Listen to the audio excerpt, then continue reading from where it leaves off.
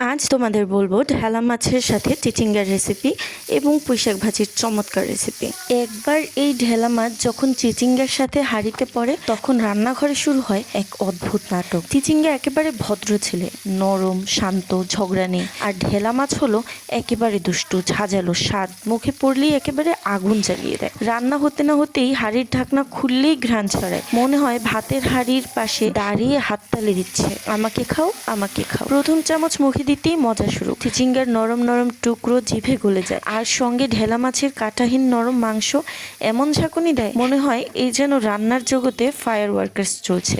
খেতে খেতে মনে হবে এক একটা গ্রাস মানেই এক একটা কৌতুক। কখনো হালকা ঝাল, কখনো নরম মিষ্টি, কখনো আবার মাছ সবজির মিশ্রণে ভাত গিলে খাওয়ার দৌড়। সবশেষে যখন হাত চেটে খাওয়া শেষ হবে তখন বোঝা যাবে ঢেলা মাছ দিয়ে চিচিঙ্গা রান্না আসলে খাবার নয়, এটা হলো হাসি ঠাট্টার মেলা, যেখানে প্রতিটা লোকমাই নতুন আনন্দ দেয়।